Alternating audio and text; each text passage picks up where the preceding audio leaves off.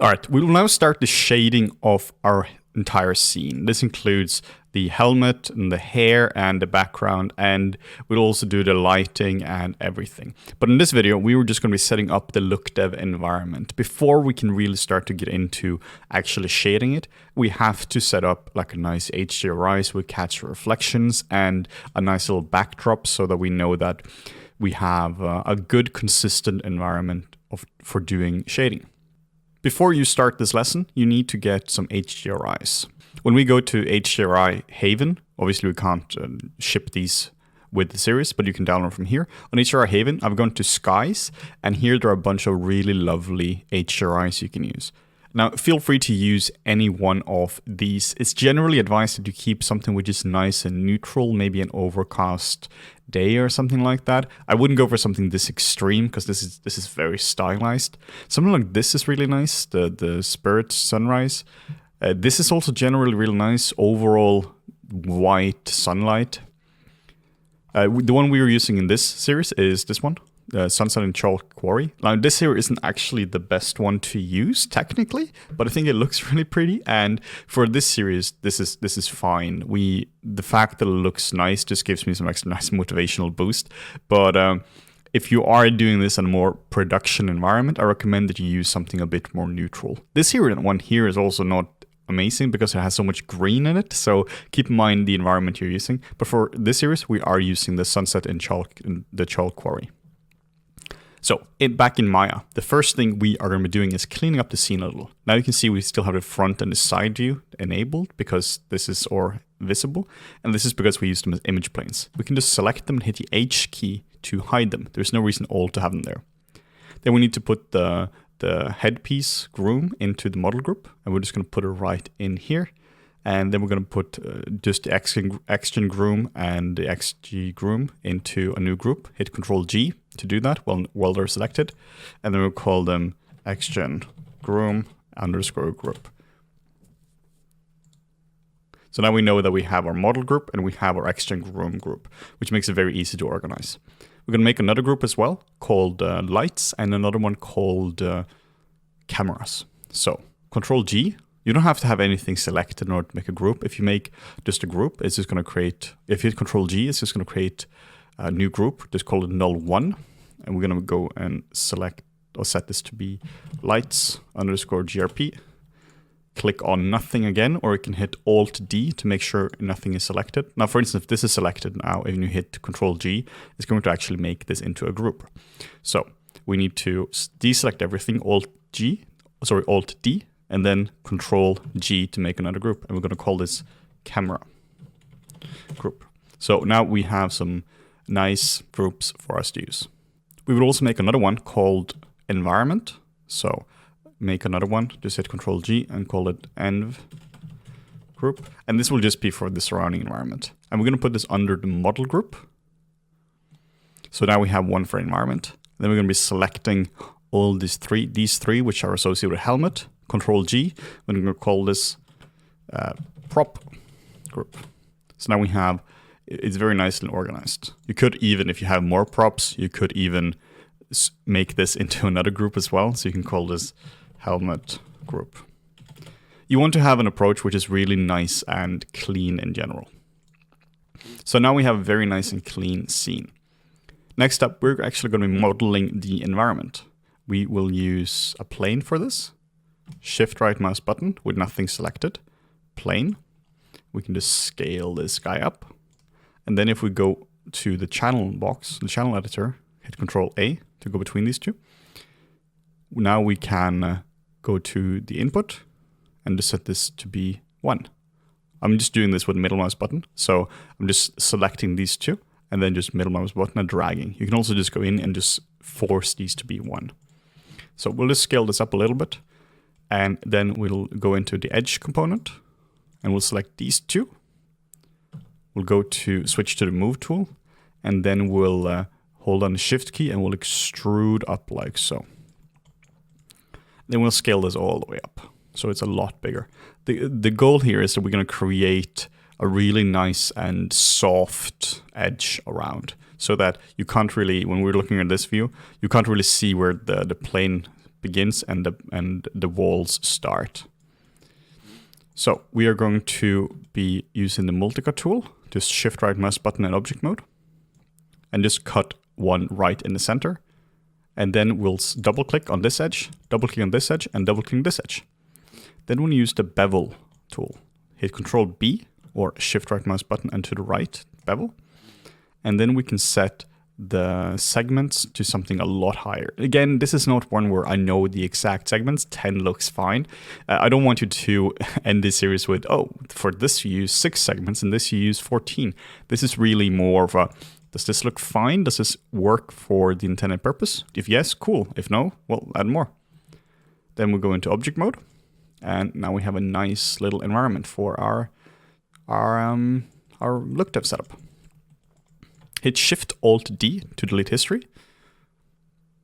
And then we'll put this guy under the environment group. And we'll call this backdrop_geo. Now we'll create a new camera as well. We can do this if we go to create cameras and just a regular camera. We're going to double click on it to rename it and call it render cam_cam. And then we'll drag this into the camera group. Let's just collapse the model group. So you can see it's now getting nice and clean. Then we'll go under the panels perspective and set this to render cam. And now we can hit the F key to frame the entire scene. We can click on the helmet, hit the F key again to frame this one. And now we can start to navigate around.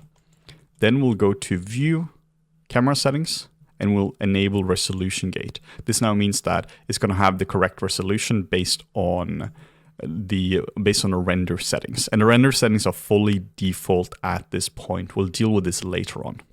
But for now, the render settings are fine.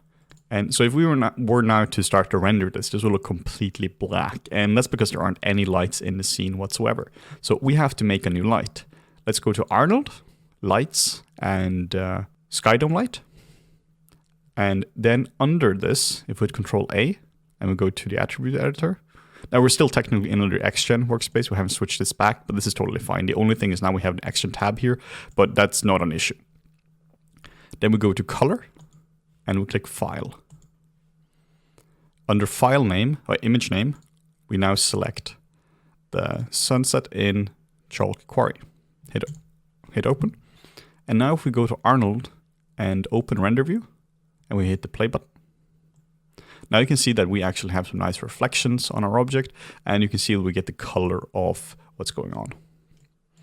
Now I'm going to go to perspective view, just hit spacebar, Maya perspective view, and then we can start to rotate this guy around. Now you can see the main light source is from over here, so we want to make sure the light source comes from somewhere which isn't blocked. So just select this entire light, and you can just rotate it around like so. So now you can see how this is crazy different. So you can see that our colors are orange and this really warm color and this really cold color. Now this looks cool, but like I said before, I recommend you use something more neutral for like full-on production. But for your personal pieces, this is totally fine. And also what we're doing now is not the final lighting. What we're doing now is more of a neutral environment, neutral-ish environment, which we will use just to do the shaders, and then we'll do the final lighting later on. You can see that this is nowhere near final. Then we're going to be putting this under the light group. We can also name this to HDRI_LHT. So now we have all the groups we will need. Next up, we are going to be creating an area light. So if we go to Arnold, Lights, and Area Light, now we get an area light. Now we will scale this up as well and rotate it. And I wanted to go from around this angle. I wanted to have some highlights here and create some shadows here. So move it into position. And this is not going to be doing anything right now. And this is because it has no exposure. So we hit the play.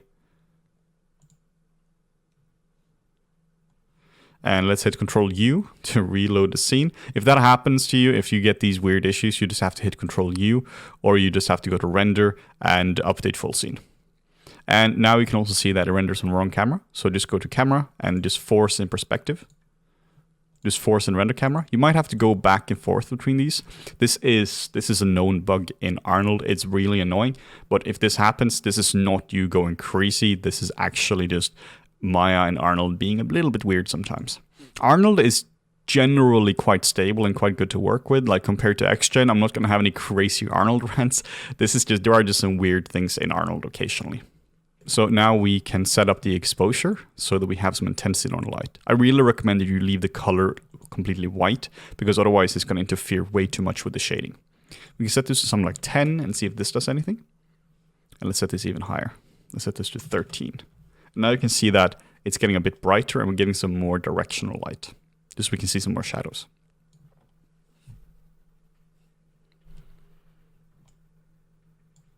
I'm just going to pause this and I'll move it a little bit more out just so it's a bit more broad. It's a bit too hot in certain areas, so I just want to move it a little bit out.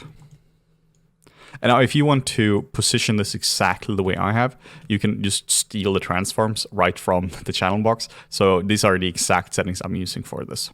And if you want the exact transforms for the HDRIs, you can see that as well. It's rotated 139 degrees on the Y axis. And then we can play again. So we have generally a pretty nice look dev environment now. Like I said, this is not final lighting. This is for setting up shaders. Then we are going to go under the actual shape of this the helmet main geo, go under the attribute editor, and go under the shape node. Now, what we're doing now is that we're setting up subdivisions. Currently, this is not crazy high, and this is not actually subdivided. This is just set to, this is set to 1, it's not set to 3. When we hit the 3 key now, it's going to be like, whoa, this is pretty high poly. You sure you want to, subdivide this? This can be quite heavy. And we're going to click, nope, we don't want to do that because that's going to be too high poly for our viewport at least. But we can do it in the render. So if we go to the shape node, Arnold, and then we just go all the way down, we have subdivisions. And we can set this to... We can set the type to Cat Clark, and we can set the iteration to 1. This means it's going to subdivide it once. This just gets rid of a little bit of the jagged edges we might have. We'll do the same with this guy. And then we'll set this to Cat Clark, set it to 1.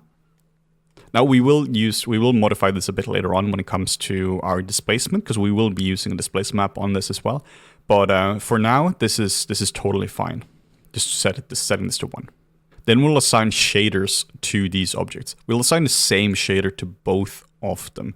This just makes it really nice and simple, since they're practically the same object. This is not a different color or anything like that. They're made of the same material. They're made of this copper bronze material.